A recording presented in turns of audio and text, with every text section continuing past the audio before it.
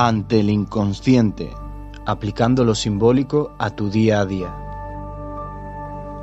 El lenguaje de los símbolos es el puente que une consciente e inconsciente, y para llegar a conocerte, necesitas descifrar su mensaje.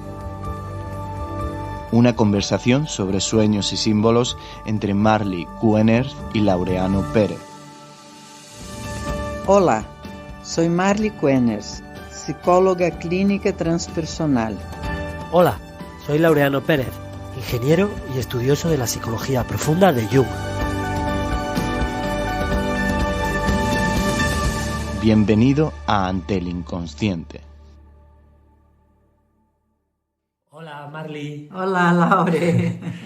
Vamos a hablar hoy por fin, y yo no veo la hora de empezar, de Harry Potter. Porque yo soy súper friki con Harry Potter, tengo que decirlo. A mí es la historia que más me ha impactado ya siendo mayor, porque yo tendría 18 o 20 años cuando estrenaron la primera película.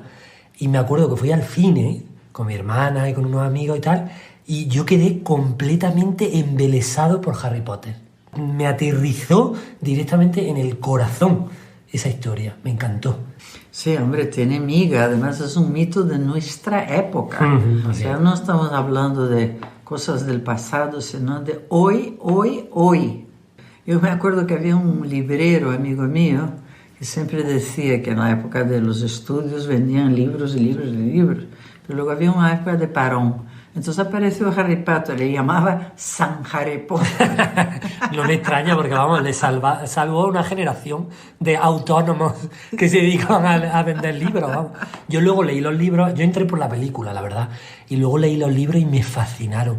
Qué bonita la elegancia de cómo hilar unos capítulos con otros. Se ve que J.K. Rowling tiene una conexión directa con lo inconsciente colectivo. Vamos, es que es evidente. Es que no es posible escribir eso. O sea, yo pensaba, esa cabeza para escribir todo eso tenía que estar, pero echando humo todo el santo día. Porque es imposible la cantidad de personajes que se entrelazan y toda la historia, lo habilidosa que es, cómo ha mezclado el bien y el mal, bueno. Que son indisolubles además.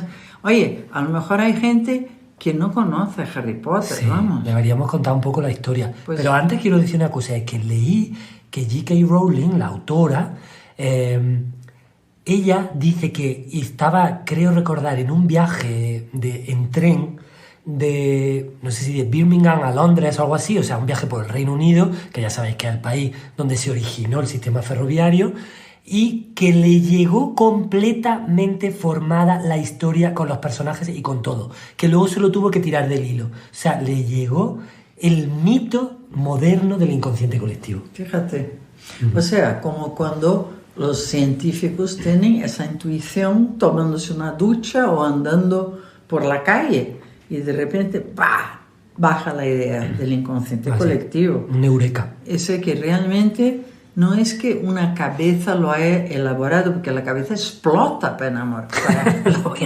Yo pensaba, pero ¿cómo puede? O sea, porque tú tienes un hilo conductor y vas pero aquello es que es un bombardeo permanente y continuado de estímulos, que además es nuestra época, ¿no?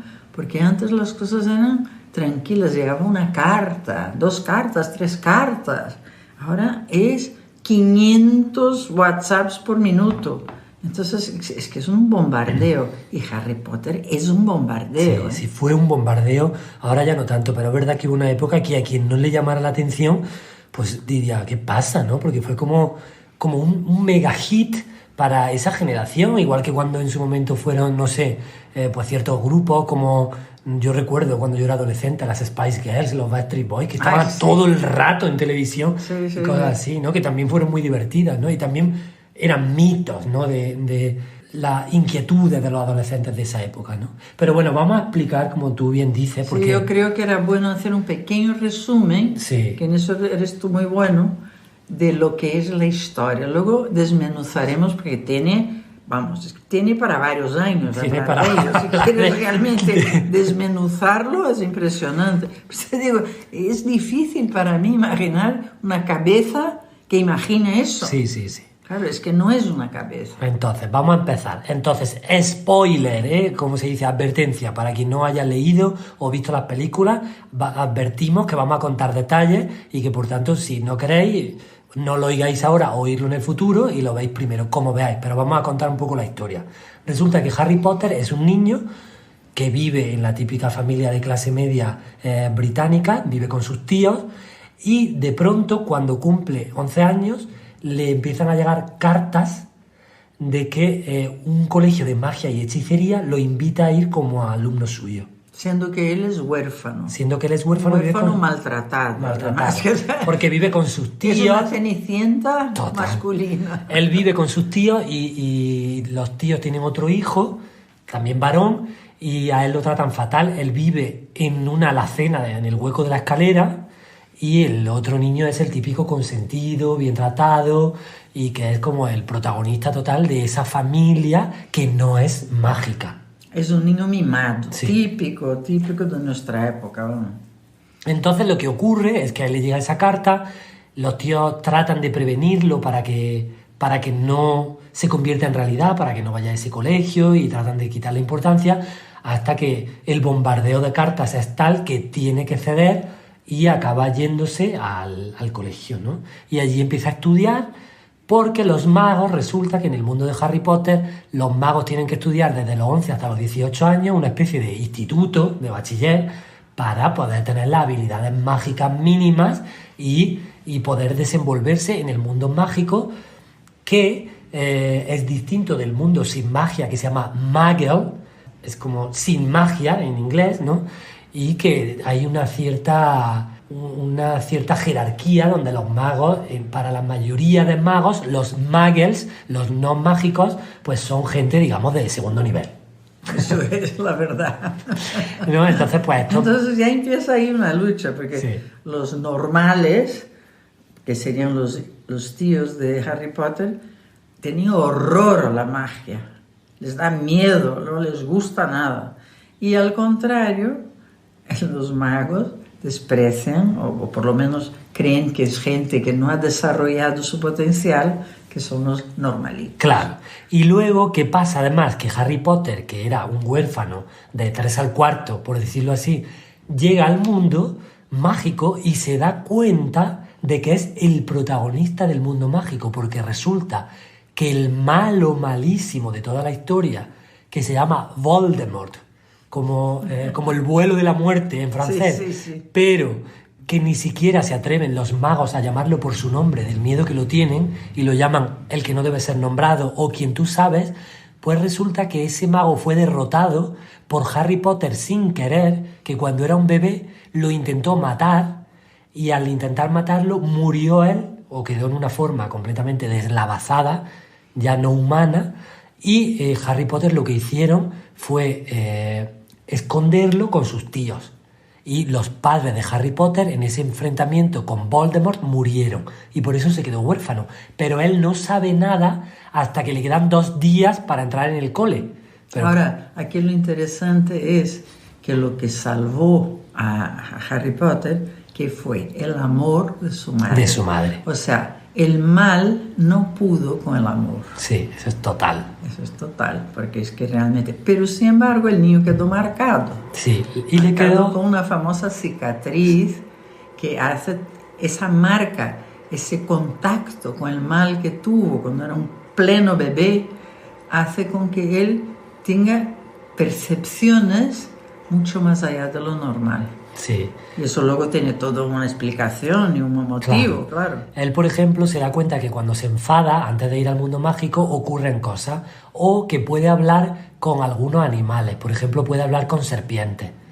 Y eso luego tiene una explicación muy bonita, mucho más adelante, ¿no? Que vamos a contar luego. Además, ya sabemos que la serpiente es un símbolo de la vida, de la energía vital.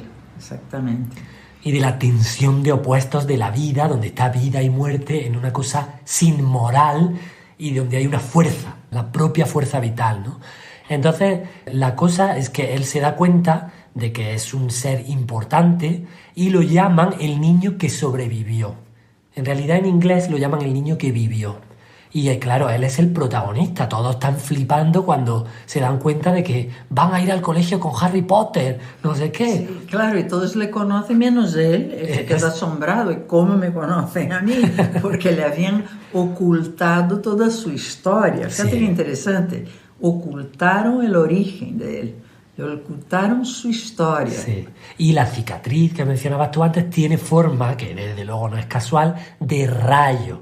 Eso es. Es un rayo que une el cielo con la tierra y con el que él está de alguna manera maldecido y bendecido en esa dualidad. Porque cuando se acerca a Voldemort, a él le duele mucho la cicatriz. Eso es. O sea, él percibe el mal, pero no sabe manejarlo todavía, porque está aprendiendo, es un niñito todavía.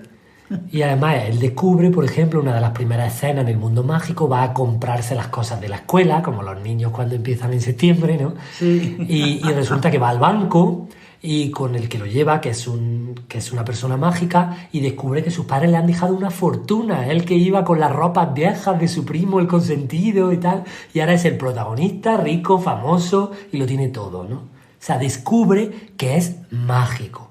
¿Y qué es la magia? Pues la magia es poder influir a través del espacio y el tiempo mediante pensamientos o actos simbólicos en el mundo visible.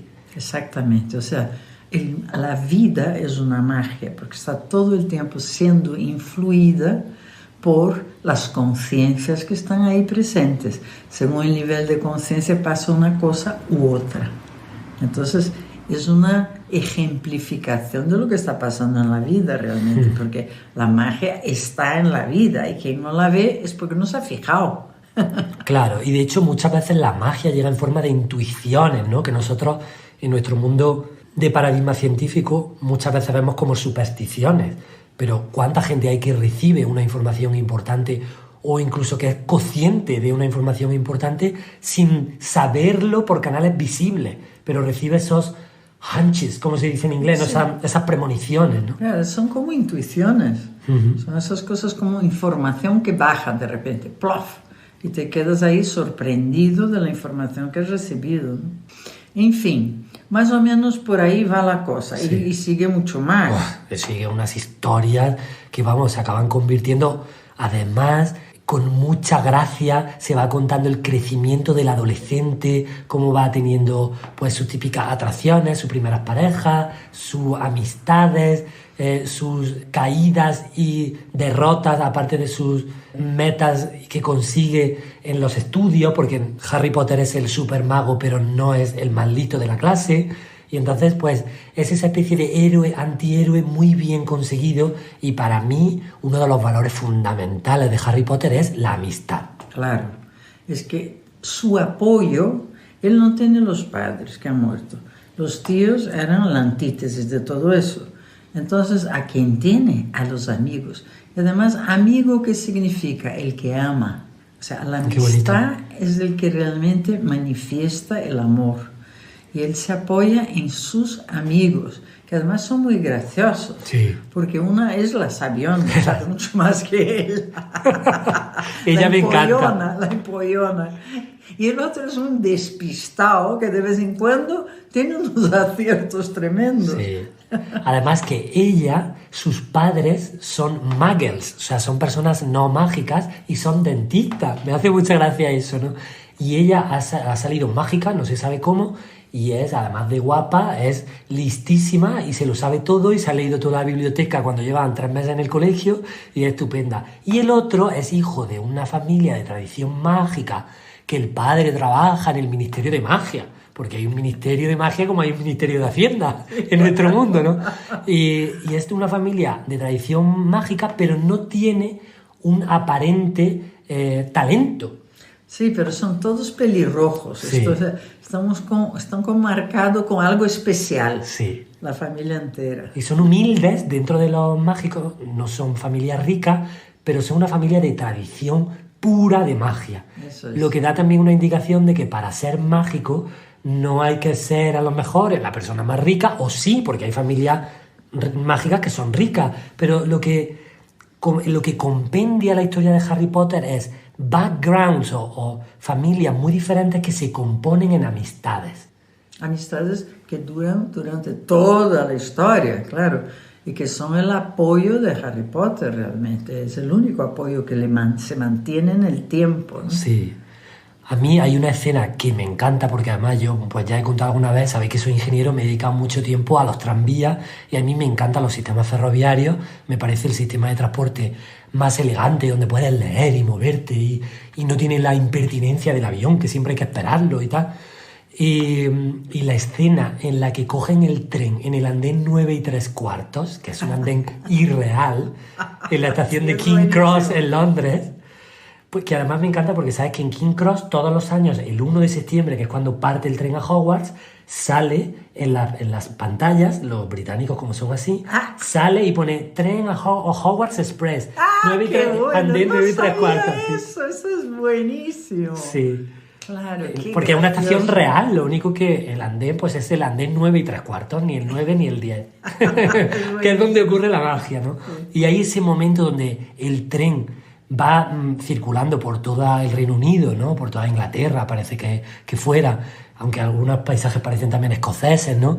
Y llega al castillo, que es la escuela, porque la escuela es un castillaco de estos como hay pues en el Reino Unido, en Francia, en España, los países como muy históricos de Europa, ¿no? O sea, que se potencia lo histórico con lo actual, ¿no? Con un sistema de transporte actual. Entonces me encanta el episodio del tren. Hablando de trenes, tenemos un sueño con el tren, sí, que podríamos hablar ahora de él, si te parece, sí, ¿no? Sí. Porque es que, hablando de trenes, nos llega casualmente, entre aspas, justo hoy... Justo hoy que estamos haciendo este sueño que dice, vais a ver, dice, es una señora de 45 años, administrativa, ¿vale? Y dice, desde hace unos meses tengo un sueño recurrente y es que estoy perdiendo trenes. En cada sueño me esfuerzo por cogerlos. Estoy corriendo, cojo taxis, siempre me esfuerzo por llegar y casi nunca llego. Solo en uno llego, pero estoy en el tren con mucha gente, no encuentro mi sitio y me siento en uno cualquiera, pero no estoy cómoda. Ese es su sueño. Y ella dice en su asociación... Pero lo coge. El único que coge es ese, porque dice que lo sueña recurrentemente. Ya. Y ella dice que el tren es su medio de transporte más cómodo. Totalmente de acuerdo contigo. I agree, 100%. Felicidades por opinar eso. Y dice que le gusta viajar en tren y que le da seguridad comparado con otros medios de transporte, ¿no?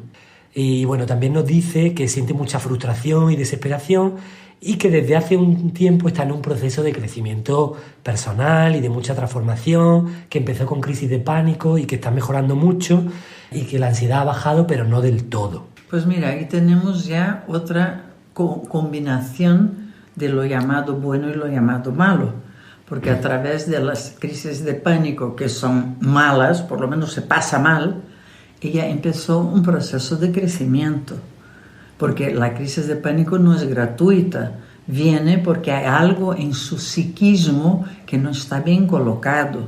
Entonces, a través de esa especie de alarma que le ha tenido que venir, de esa forma, pues ella ha conseguido empezar a ver un mundo nuevo dentro de este mundo, que es tan importante. Y además a mí me parece siempre muy interesante ver eso, que dentro de lo llamado malo, o negativo, o doloroso, hay un tesoro para todo el mundo. Todo el mundo empieza por algo te empuja a algo nuevo, ¿no? Entonces, muy importante, además, fíjate, hablando del Harry Potter y su tren, es un cambio total de vida, claro, de ser una especie de cenicienta maltratada en el mundo de los muggles.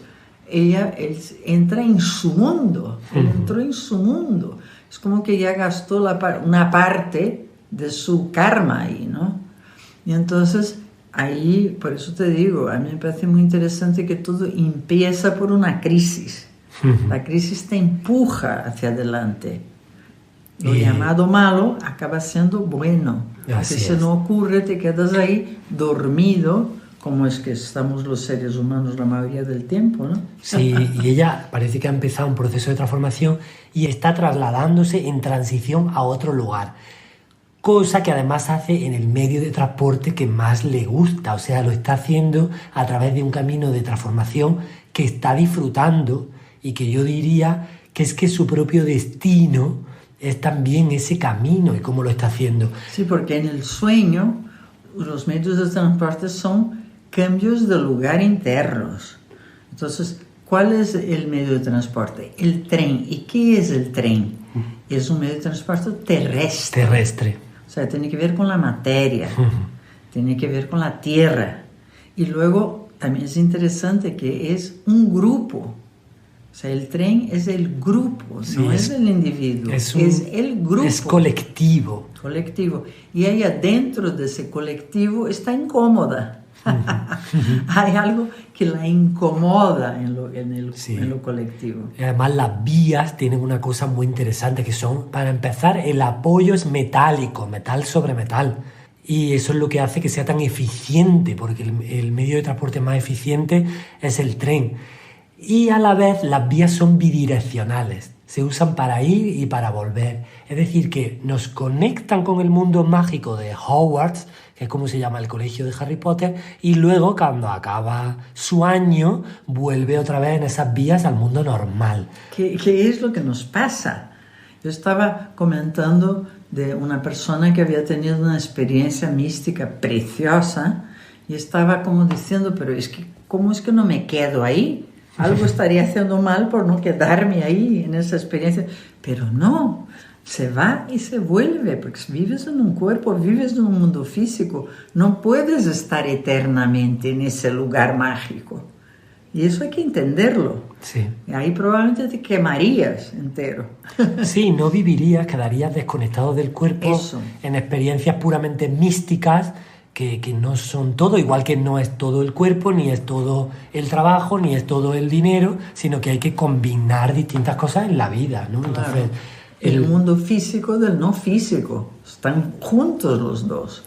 Y esa es la historia. Lo que sí es cierto es que parece que ella quiere coger ese tren, ese medio colectivo de transporte, pero siente que en la mayoría de los sueños, que además nos dice que ocurren de día y de noche, que no lo coge. O sea, hay una cosa colectiva que ella quiere coger que no lo acaba de coger. No acaba de hacer ese cambio. Y cuando se sube y empieza el camino, no se encuentra del todo cómoda, ¿no? Sí, porque si habláramos de un avión, hablaríamos como de un colectivo más sutil. Pero estamos hablando de un tren que es terrestre. Entonces estamos hablando del colectivo realmente aquí del mundo físico. Su malestar es con el mundo físico, con las dificultades del grupo en el mundo físico. Entonces, claro, lo pierde. ¿Por qué lo pierde? Probablemente porque en su inconsciente hay una información que le dificulta estar ahí.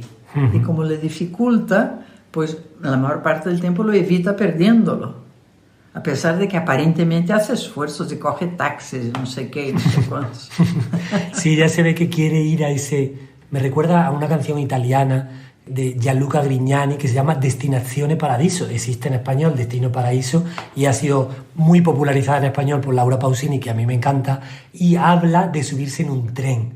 Y dice, y me gusta mucho la frase que dice, les digo adiós a todos y me subo al tren. Como diciendo, sé que me toca despedirme de algunas cosas para subirme al tren. Y luego la letra dice que sabe que toma un camino sin horizontes ni confines, pero solo con paradas de vez en cuando. Una cosa muy bonita, una canción chulísima.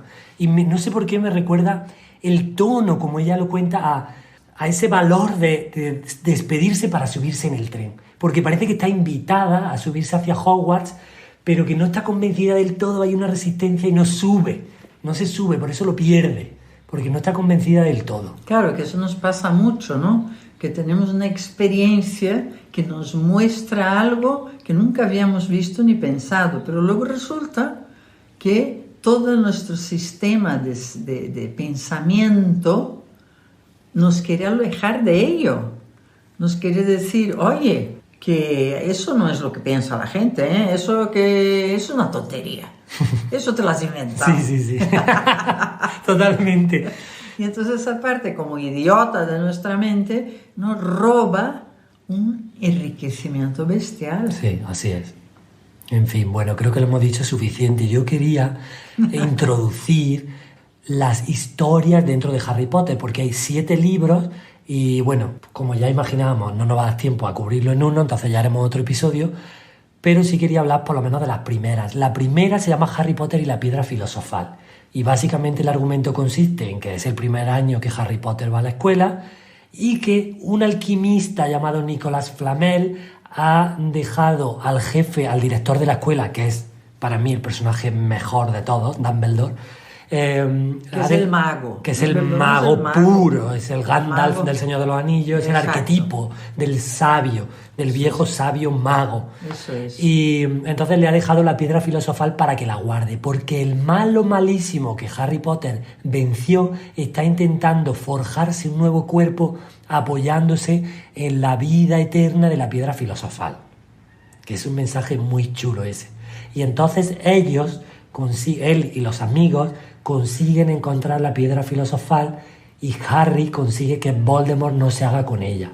Claro, esa es la primera lucha con él. Sí. En que, digamos que el mal quiere materializarse, porque coger un cuerpo es materializarse. Y este mago, que en realidad es producto del mago bueno, pero que tiene dentro de sí el mago malo, por el contacto que han tenido, pero él lucha contra esa parte de él que él ni conoce que tiene, que es tan bonito, ¿no? Sí, que ni conocemos nuestros enemigos internos muchas veces, ¿no? Sí, sí. Y entonces consigue destruir esa parte donde el mal estaba intrínsecamente metido. Por eso el otro necesitaba tanto esa piedra filosofal. Y de hecho el truco por el que la consigue encontrar es porque el que encuentra la piedra filosofal es quien quiere tenerla, pero no usarla. Eso es. Eso se lo dice el supermago, Dumbledore se llama, se lo dice, luego se lo confiesa. Ha hecho bien en encontrarla, pero sabes que solo puede encontrarla el que quiera tenerla, pero no usarla. Eso es, porque en el momento que quieres tener la vida eterna, la hemos jorobado. Porque no es así a la ley. La ley es que tu cuerpo tiene una fecha de caducidad y punto. Pero claro, no queremos esa fecha de caducidad. Y por eso no aceptamos la muerte, no aceptamos un montón de cosas que cuando son aceptadas hacen la vida completamente distinta. Claro. Y la alquimia, Jung lo decía mucho, que la alquimia, esa protociencia que era la alquimia, era una proyección de contenidos psicológicos proyectados en la materia que en ese momento los alquimistas hacían. Y él leyendo los libros de alquimia muy complejos, yo estaba en Zúrich, en la casa de Jung, y vi la biblioteca de alquimia que tiene y te impacta la energía que tienen esos libros. O sea, quieres tocarlos y cogerlos, evidentemente está prohibido, ¿no? Y dicen que tiene la mayor biblioteca de alquimia de Europa, ¿eh? Y bueno, pues él se dio cuenta de que los alquimistas querían hacer un trabajo interior y lo que escribían reflejaba eso. O sea, no querían convertir las cosas en oro, no eran materialistas, querían hacer una mezcla entre lo material y lo espiritual. Digamos, espiritualizar la materia y materializar el espíritu, quedándose en ese balance energético perfecto que es la vida, entendiendo, digamos, la parte más espiritual y la parte más corporal, ¿no? Y es curioso porque en ese primer capítulo de Harry Potter ellos tienen que encontrar las pistas para llegar a la piedra filosofal en una biblioteca, que es la biblioteca de esa escuela tremenda de magos, en las que, como en toda la novela de esta, pues los libros están vivos, sí, no están muertos. Fíjate qué bonito, ¿eh? Sí. Que tú escribes una cosa y de cierta manera la matas, porque ha perdido su movimiento. Pues no. En el mundo mágico los libros están vivos, lo que tú decías antes, emanan una energía. Sí, sí. Libros. Y ahí está, sale de esa biblioteca tan completa y tan asustadora a veces, porque hay todo los tipos de energías en esos libros, pues ahí van a encontrar las claves para llegar a la piedra Exactamente. filosofal. Los cuadros también están vivos, muchas de las plantas tienen un aire especial, se comunican. Los periódicos. Es que son energías vivas, que son los famosos arquetipos del inconsciente colectivo puestos en movimiento. Así es. En fin. Muy bien, yo creo que para introducción de Harry Potter está bien, pero para variar no hemos hablado más que del comienzo, porque es que es tan rico que cómo vas en media hora Imposible, hablar de Harry Potter. Es que está contando tantas historias al mismo tiempo que bueno, que lo dejamos para la próxima, Sí, ¿no? sí, vamos a tratar de recorrer los siguientes libros en la próxima. Pero por lo menos lo que esperamos. podamos, ¿eh? Sí, porque desde luego es imposible, desde luego recomendación total, leerlos, Claro. incluso ver las películas, porque las películas, el cine eso es mitos modernos desde un punto de vista audiovisual y muchas veces sus imágenes impactan tanto como un libro, aunque yo en este caso recomiendo los libros. Yo también, el libro siempre es atiza tu imaginación, no la imaginación del que hizo la película. Claro. Porque te está llevando ya por un camino. Esto es como el chiste ese que hay dos cabras en un vertedero y una se está comiendo un DVD y le dice la otra, oye, ¿qué tal? ¿Está bueno? Y dice, me gustó más el libro. ¡Qué bueno! Pues Muy eso, bien. en fin, con este chiste absurdo os dejamos. Muy bien. Nos vemos el próximo día. Un abrazo a todas y muchas gracias, como Otro siempre. a todos vosotros. Has estado escuchando el podcast de Marley Kuener y Laureano Pérez. Ante el inconsciente, aplicando lo simbólico a tu día a día. Muchas gracias por escucharnos y recuerda visitar nuestra página web para dejar tus sueños o preguntas. Anteelinconsciente.com. Hasta el próximo episodio y felices sueños.